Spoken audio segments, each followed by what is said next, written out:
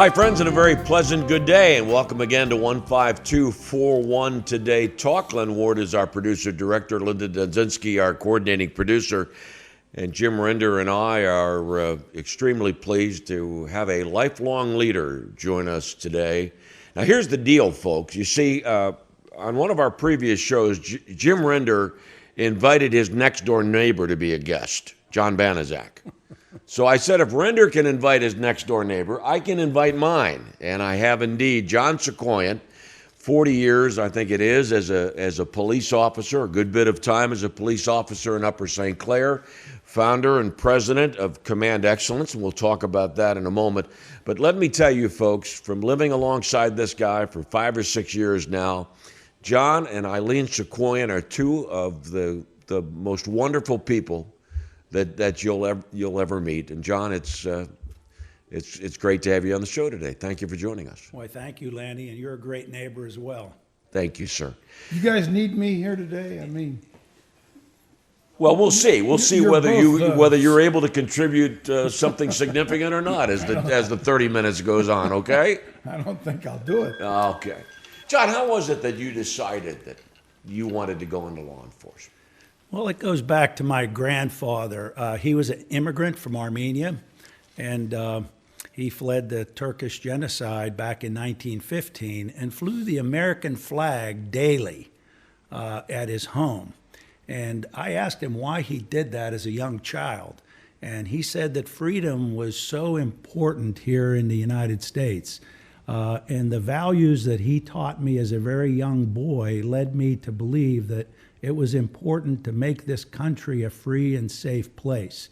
And I thought the best way to do that was to go in law enforcement to preserve our freedom here. Were your parents okay with you going into law enforcement? Were they worried about your safety of your life? No, my parents were very concerned. My first job was in Carnegie Borough, and my dad would call it Dodge City. And then particularly having a wife and several young children at the time, they were very concerned for my safety at the time. I want to ask you about your family, or Jim and I will talk to you about your family, and I've had the pleasure to meet your kids and your grandchildren. Was when you got married to Eileen, what were the conversations you had about you going out as a police officer? Well, I married my college sweetheart 48 years ago. And when she signed on with me, I told her that I was trouble from the very beginning when we met. So she knew that whenever I got into this career, it would be difficult for her. But she has been a fantastic wife over these last 48 years and tolerant of some of the conditions that we've had to work in. Jim, did you ever get pulled over by John when he was a police officer in Upper St. Clair? They couldn't catch me. I usually went up and down the roads pretty. But John, I know you did some great work with the youth and so forth of Upper St. Clair. And I've known you a long time, not well, but I admired your work from afar. So can you give us a little background about your days in Upper St. Clair working with the youth? Sure. There are a lot of amazing stories. Our young people in this community are very vibrant, a lot of really terrific kids. As a matter of fact, I thought so much of the township, we moved into Upper St. Clair, and I brought my 3 children here, and they all graduated through the Upper St. Clair school system. My early days were patrol officer, then traffic, and then assigned as the juvenile officer, and then I eventually became the training officer for the department. So you probably have a lot of juvenile stories you could tell, but probably are not going to tell about the youth of Upper St. Yeah, I think we'll keep them confidential. The best juvenile story I could tell you was probably one of the highlights of my career was delivering a baby. One early morning, about 5 o'clock in the morning, a mom could not wait to get to the hospital, and being able to deliver that child was probably one of the most thrilling events of my career. Explain that. How did you? Was this? You had been called to the house? We were called to the house about 5 o'clock in the morning. She went into labor and could not wait for the EMS crews to get there to get her to the hospital. And I delivered the baby right in her living room. You mentioned Eileen as your college sweetheart. You went to IUP, correct? Yes, I graduated from Indiana University of Pennsylvania. So explain to everybody when a man or woman decides to become a police officer, what are the things they have to go through to make sure that they are educated well enough to fill the uniform? Well, in my case, I have a bachelor's degree in criminology at Indiana University of Pennsylvania. And at the time I graduated, there were no police academy requirements. Now, the police academy is usually about 16 weeks for a candidate to graduate high school or have a college degree. Most departments require a college degree today, and then followed that with a 16-week police academy training. I had the fortune of being able to go to the police academy after I was hired, where I had a frame of reference on the street of knowing what I needed to learn to be able to administer the law fairly and equitably. But I will say, I guess I learned a work ethic early on from my grandparents and also from my father, that if we were going to do something right, and also compassion from my mother and my grandmothers. So I was able to apply the law fairly with compassion, and I believe that that's needed in law enforcement. And did you go? How soon after you graduated from IUP were you on the force at Carnegie? Well, while I was in college, I worked for the Indiana University campus police, and as soon as I graduated, they hired me full time at the campus police department. And then within probably 4 or 5 months, I was hired by Carnegie Borough, worked there for 3 years, 1973 to 1976. And I discovered Upper St. Clair. And I realized this was a great place to work and eventually move and raise my family. So from 1976 to 2015, I put 39 years of service into Upper St. Clair. And at what point of your career did you go to the FBI National Academy? Well, Chief Pardini had asked me at one point, which he sat down with all of our officers and said, what are your goals? Where do you see yourself in 5, 10, 20 years? And I told him that I wanted to contribute in training to the law enforcement group. So in 1990, he sent me to the FBI National Academy, of which I'm still a part of the executive board of the National Academy here in the Western Pennsylvania area. And it prepared me to begin the law enforcement training of police officers back in 1996. Columbine, Colorado happened in 1999, where evil walked into a school and shot children. But in 96, 3 years prior to that, we saw that there was a need to train the patrol officer how to immediately mitigate an active shooter incident. And we began our training program 3 years before Columbine on preparing every patrol officer of how to prevent and stop an active shooter situation. That kind of began my training career and program as a police officer here in the township, which eventually led to my private business. Knowing, and I want to ask you about command excellence, but knowing you as a caring person, it must really pain you that when you read stories about these active shooter incidents, particularly as it relates to schools. It sure does, right. That's why I believe not only do the police officers need to be prepared, but every school district and every person needs to be prepared by being able to assess their environment, do a risk vulnerability assessment on how they could prevent an incident from happening in the very beginning, and also to be able to prepare for it and learn how to respond to mitigate any casualties. Two of my former players, Sean Bryson, who's now the chief of security for the school district, and John Wharton, who's the police chief. Do you have any interaction with those guys, or Oh, absolutely. And Sean's dad, I think. probably. Right. I worked with Sean's dad. He was a sergeant at Upper St. Clair Police Department when I started. He's a terrific young man. He left the township to work for a police department in Virginia, and then came back to lead the school police department here in Upper St. Clair. Fabulous individual. And I knew John Wharton when he was a student at University of Pittsburgh. He interned for us here at the Township Police Department, and he is all Upper St. Clair and for this community.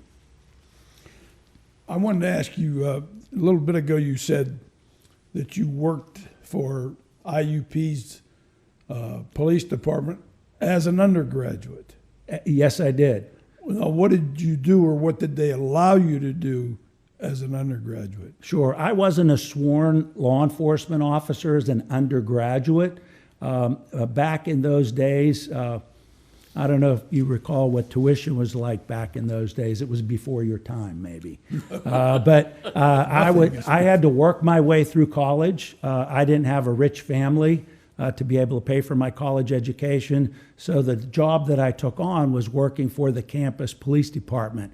And in that job, what they would do is give me a radio and walk the campus, check doors, check for vandalism, any particular crimes that may occur on campus.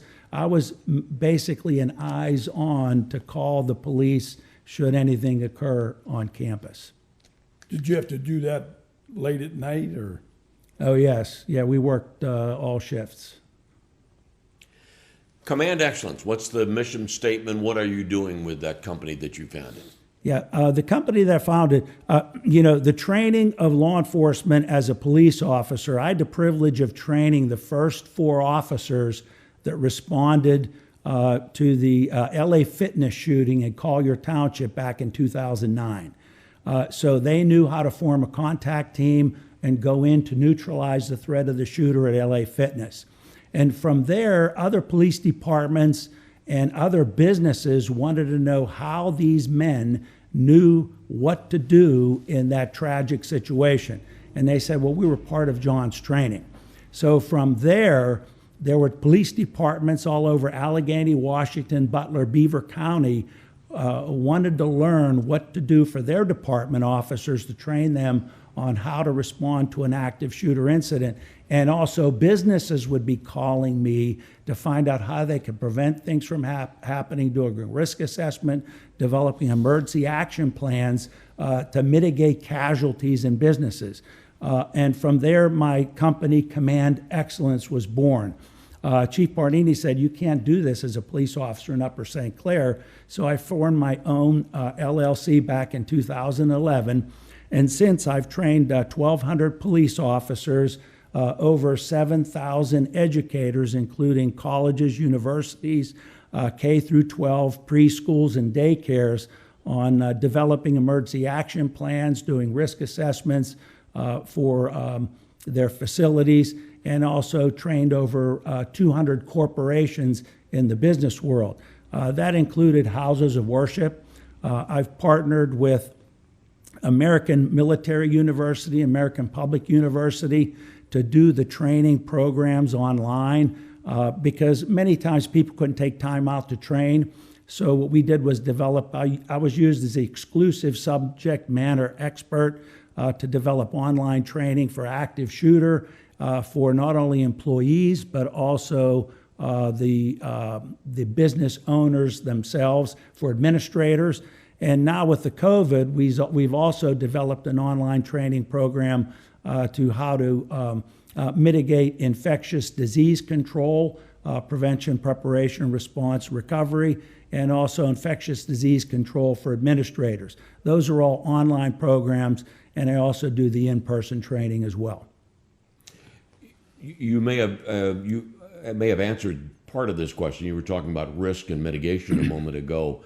But what are the things that you need to teach these companies, these police officers, these educators, when you say teaching them about active shooter situations? Exactly. Let me use my motto in the training is action, to take action. The A stands for assess your environment.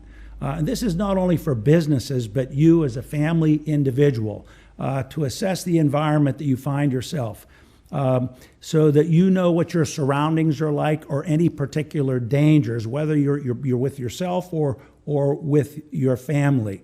The next is, if there is an incident, to quickly move to cover and call 911. Cover means something that could stop bullets, getting off the line of force.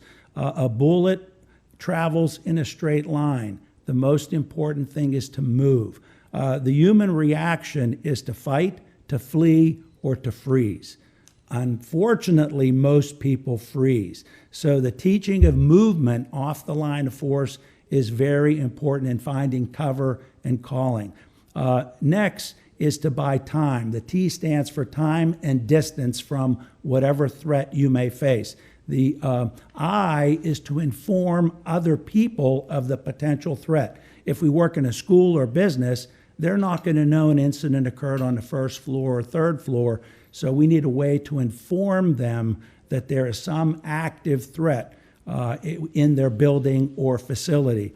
The O stands for knowing how to take the offensive as a last resort, and this leads to survival. And the N is never, ever give up to fear, helplessness, and horror, no matter what situation you find yourself in. Assessment, cover, time, Inform, take the offensive as offensive. last, and never, ever give up to fear, helplessness, and horror. You're a good learner. General Patton would be proud of you on that one. He never wanted to retreat. Take the offensive and go forward. Well, there are some times that it's best to retreat and move off that line of force and live to fight another day. And it depends on the circumstances. But having a good plan in the beginning, part of that is a business or a school has to have an emergency action plan. Every family should have an emergency action plan. What do we do if there's a fire in our home? Well, do we have a place? How are we going to communicate? Where are we going to meet? Are we going to know that everybody is out of the house? Say we'll meet at the old oak tree or meet at the neighbor's yard. Having a plan. That's not just for your home, but when you travel or go on vacation, do you know where all the emergency exits are in the hotel or theater? Do you have a plan to meet? Say you drop the kids off at the mall, they're going to the food court, you're going to Macy's, you're going somewhere else. Where are we going to meet should there be an emergency? And I don't know if your kids are like my kids. If we park the car in gold lot number 4, I would have to say, hey, kids, we parked in gold lot number 4. We're going to meet here at the car, or we're going to meet at the food court, or we're going to meet somewhere in case there's a disaster emergency. And that pertains to any threat, a physical threat, fire threat, a storm or alert. What program or plan do we have, whether we're at home, on vacation, traveling at the theater, recreation, or leisure? If you're hired by a community to train officers or whatever, how many days or hours would you spend at a given community? The normal training for administrators is about 8 hours, and that includes a risk assessment, helping them develop emergency action planning. And then with employees, it's 4 hours, but it can be reduced to 1 hour because companies cannot stop production or work. So I could go anywhere from 1 to 4 hours. Actually, about being in Upper St. Clair, one of my proudest moments is starting the Citizens Police Academy. Here was kind of a precursor to training other people, of which you mentioned Linda Dudzinski is one of my proud graduates of the program, where we teach people how to respond in case of an emergency, the planning that Upper St. Clair puts into their emergency action plan. As a matter of fact, I wrote that emergency action plan here for the community, how to respond to various threats. And it should be reassuring the township residents that every 2 years that plan is currently updated for the police department and for the community. All right, so tell me about this time that you had Linda in this group, right? And you were doing a session on drunken driving, right? Yes, the field sobriety tests and how our breathalyzer and toxalyzer works. Yes. Okay, so tell that story. Okay, part of our training was to show the public, who's usually not brought into the police department in handcuffs to take a breathalyzer and toxalyzer, but we walked them through the process. And in that process, of every group of 4 or 5 individuals, one person was allowed to have a glass of wine or a drink of beer, just to show how the intoxilizer will accurately show that breath result. Well, Linda and several of her friends went to the Outback Steakhouse that used to This exist is here where on Linda Murray came in. Road. I knew it. And So they went to Outback. I hope you don't mind me telling the story, Linda. No, she doesn't mind. Sure, anything to enhance ratings. No So question. only one person was supposed to drink alcohol, and the rest were going to drive them back to the station to demonstrate field sobriety test, walking the straight line, touching finger to nose, and taking the intoxilizer test. Well, lo and behold, a few minutes before the class was to begin, we get a call from Linda saying we need somebody to pick us up because the 4 people in a group all had something to drink at the Outback that nobody was capable of driving. So we sent one of our patrol sergeants down to pick the group up and bring them in. And of course, they all took the intoxilizer test that evening as a demonstration to the group. What great sacrifice on your part, Linda. Nice going. Way to go, Linda. John, what are the pluses of having police officers live in the communities that they serve? I personally enjoyed living in the community. You're involved in the children's activities, the teenage activities, group events. As a matter of fact, both of my sons were in the band, and I volunteered as a band parent. And you get to know the community, you get to know the kids, and you're involved personally in their activities. And some of my fondest memories were being as a volunteer in the band parents organization and traveling on trips with the young people to make sure they were safe while they traveled, and also learning the quality of the people and the kids that are raised here in the community. You tell us about. Well, let me ask you this question: was it tough for your children to have a dad that was a police officer in the community? At times, it was difficult for them. At times, it was. They would come to me and say that maybe they were called names, but hopefully, I raised my sons and daughters to be resilient to that, and they grew up to be fine individuals and were able to overcome the name calling while in high school.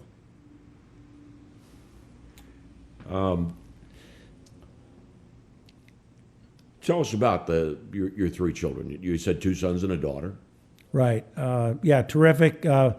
We were blessed with healthy children. They all are college graduates, debt-free through college graduates, so that was a big plus. And that was attributed to my wife being a teacher at Fort Couch Middle School. We were able to provide an education for them. They're all successful adults, and currently we have 6 grandchildren, ages from 3 to 11. What are your sons doing? My one son is in sales in Hudson, Ohio. My second son is an architect living in Fox Chapel. I'm very proud of him. He's designed several bridges in Florida and North Carolina, and several buildings as well. And my daughter is a dietitian with the UPMC health system. But none of your children thought about law enforcement. No, I talked them out of that. Oh, did you really? I did. Seriously? Many weekends, holidays, and shift work, family gatherings. I could remember they would wait to celebrate Christmas till I got home from work. And my whole family adjusted to that. If I worked a daylight or night shift, they would always celebrate either after I was able to get up from sleep or get home from work. You know, Jim, this is a good time to have someone like John on the show, because we all we all hope that everybody would respect the job that law enforcement people do. Yeah, I've thought of that a lot during this pandemic. And let me ask you this: is it tougher right now to recruit young people to be police officers? Oh, I would say most definitely. If I was still on the job today, I would, if the township would not buy a body camera, I would wear one myself, just to show and prove that we are operating with respect, dignity, courtesy of every individual. I learned that very early on, whether it was Carnegie or Upper St. Clair. If you treat people with respect, it's part of negotiation is that everybody wants to be treated with respect. Nobody wants to be told, they'd rather be asked. Everybody would like an honorable option out of a particular bad situation. Everybody wants to be heard and listened to. As we're speaking here today, we're making eye contact, showing respect for each other and our opinions, and that's the way the public would want to be treated. And that's why I believe the training is so important in law enforcement. And the young officers today, I know, are dedicated to that cause, but unfortunately there may be one or two bad incidents that occur that creates a bad light on the career and the profession. It's difficult to get good quality officers today because why would they want to be scrutinized in that regard the way the public is scrutinizing them today? Defunding just seems unbelievable to me, that a community or a state would elect to cut back on the police funds. We work under political system, and I'll work with whatever system that we find ourselves. But if you could imagine a potentially violent encounter, sending a counselor, law enforcement, we train our officers in those de-escalation techniques that I just mentioned to you: respect, being asked, hearing the people out, giving them an honorable option out. Every police officer is trained in that. We actually are the de-escalator in that situation. You're not going to be able to find a psychologist, psychiatrist to walk into a domestic situation and be able to settle that like the need of a police officer in that particular moment in time. Things can turn violent very quickly, and you have to be prepared for that. John, I think I know the answer to this question, but let me ask it anyways for the edification of our audience. How do you feel about what you've contributed to all the communities and to the people that you've been able to serve when you made that decision to become a police officer? Well, I believe that I've helped people minimize whatever trauma they faced. Whether it was a damaged mailbox or a homicide, their case was the most important thing that I dealt with at that moment. That they deserve the utmost respect and my 100% service in that particular situation. And in training the law enforcement, I'll give you one story. We trained felony stops, as I said, back in '96, and have trained 1,200 police officers. But when an officer comes back to me and they stop a felon for a bank robbery, and they said, I wouldn't have known exactly what to do if it wasn't for your training. And it saved my life and the life of the people that I stopped because I knew what to do. The same thing happens in the private sector, that people would come to me after the training and say, I would have never known how to handle that situation, but because of the training, I had the confidence to be able to take the right action at that moment to save the lives of my people or my students in that potentially violent encounter. So that is the most gratifying thing that I could say in my career, when people come back afterwards and tell the stories of how maybe a little bit of what I did helped them through a difficult situation at that moment. John, you're a man of courage and character and commitment, and Jim and I thank you very much for joining us on the program today. Thank you. Thank you for your service, John. Thank you, Jim. Thank you, Lanny. John Sakoian joining us today on 15241 Today Talk. Thank you for joining us, folks.